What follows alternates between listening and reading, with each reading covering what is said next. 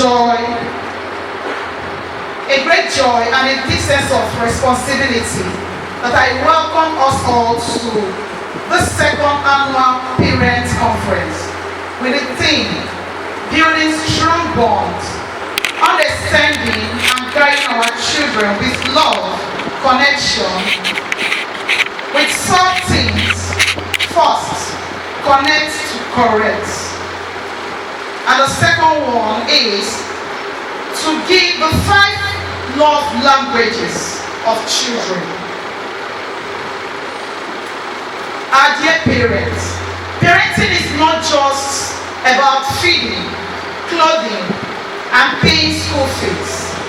It is about nurturing, guiding, and preparing these children for the realities of life. As a school, a home, and a community, we all play a role in shaping the future of those children. We all know that a child is a product of 3 key influences. And what are these influences? The home, the parents, the school, the society. The child's foundation is unstable when parents, teachers, and caregivers work together. That's when our children thrive. For instance, if a teacher instills discipline here in school, in their different classrooms, but at home, the child is allowed to do as he or she pleases, we find out there will be a conflict. The child may obey the school, but at home the child will be rebellious. Because if a parent teaches a child to respect, but does not teach them to respect and tolerate the caregivers, the child learns to treat sweet personalities based on who is watching. Whenever my mom is around, if Auntie Bella tells me to do this, I will do that. But when mommy is not around, I don't care. I respond to Auntie Bella anywhere I want. Only for mommy to come home and I will tell mommy that no, he beats me. If a school enforces honesty as well, but parents help their children to cheat in exams or make excuses for wrongdoings, the child grows up thinking that dishonesty is acceptable in some certain situations. This is why we must unite. We must be united in our approach in raising these children. This generation, this Gen Z generation. When the chairman was talking, he made mention that our children, a good number of them, who their parents are financially capable to continue with their education, they don't spend 1 year at home. From here they are writing their JAMB, and from there they get admission into different universities. That's because they have the strong foundation. And I believe, from what I know and from experience, I know that most of our children, most of our students who graduated from here, their parents don't buy their admissions. Our parents, true of us, am I saying our minds? They don't.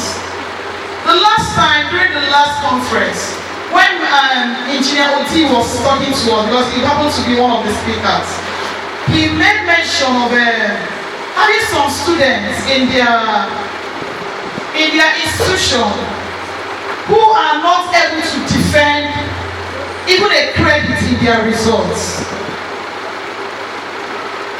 But the case is different when it comes to fountain children.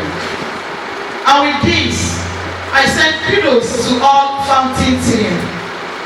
Please, can you kiss your brains?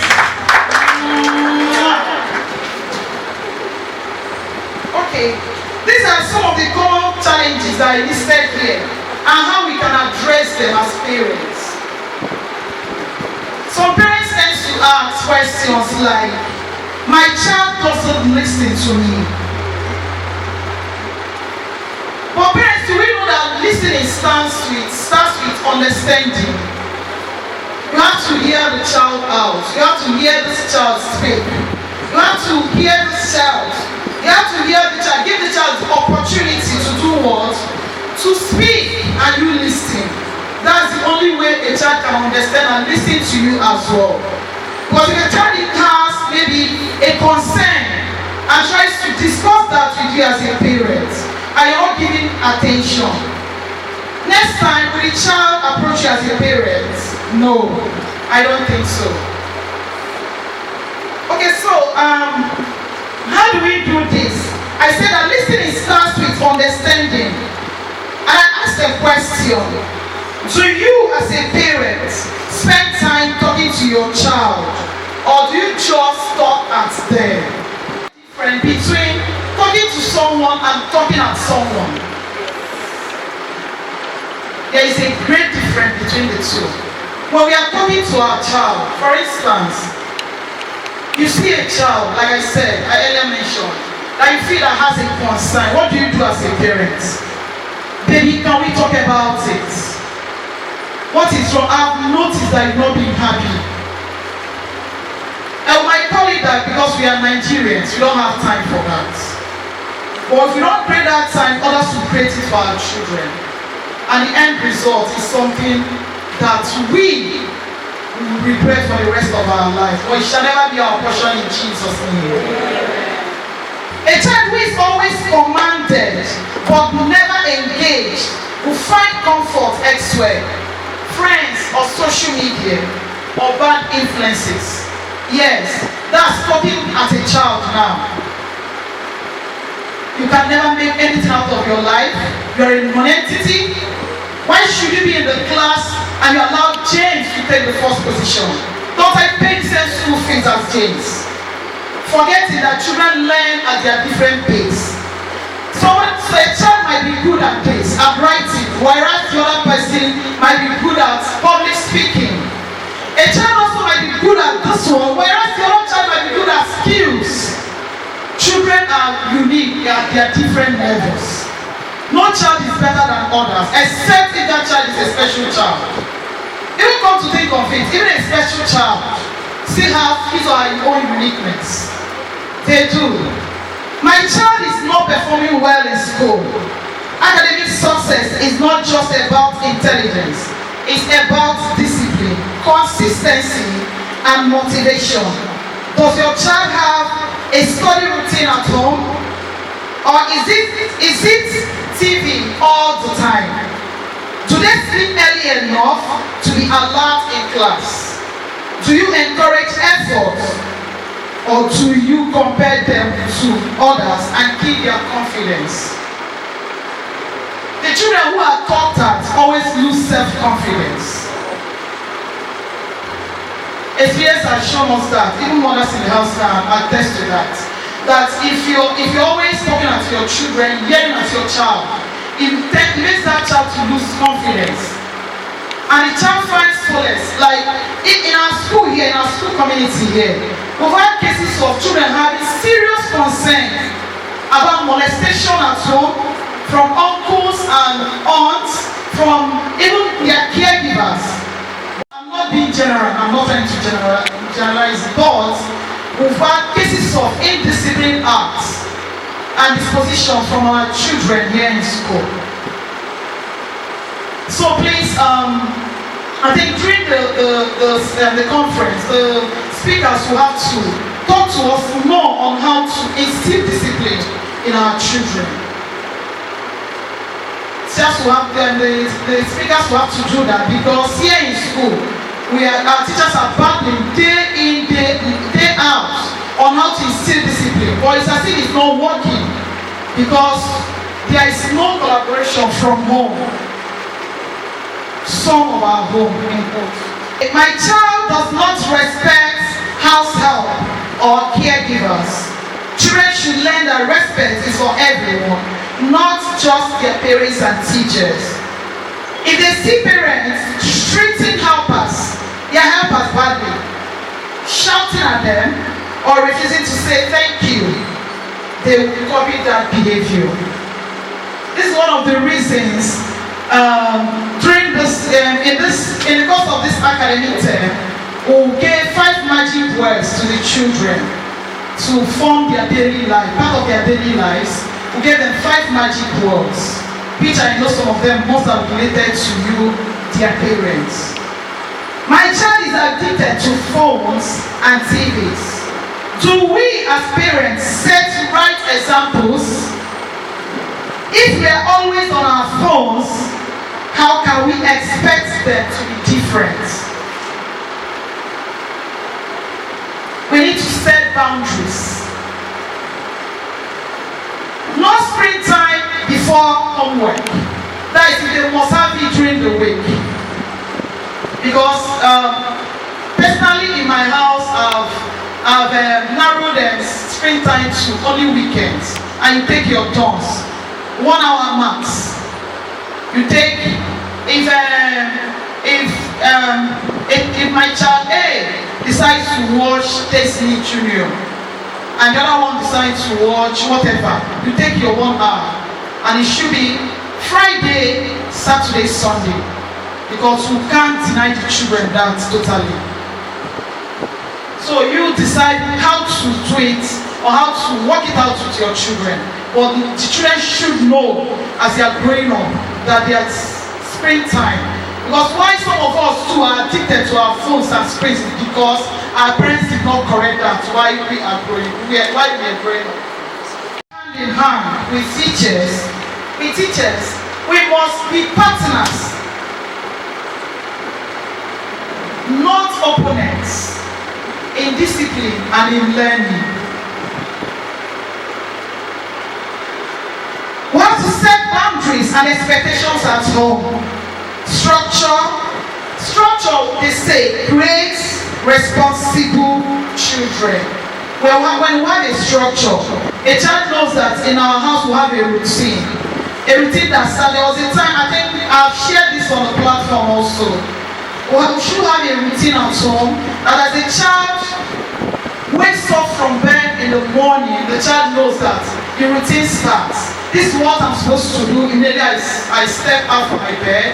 This is what I'm supposed to do from that period till the child goes to bed. Parenting is really taxing. It's not a child's play. If you must succeed as a parent, you must create time for it. Caregivers can't do it for us. If not, if we leave it only to caregivers, then we are bringing up and raising a child who will be so far from us, but very close to those caregivers and outsiders, even their teachers in school.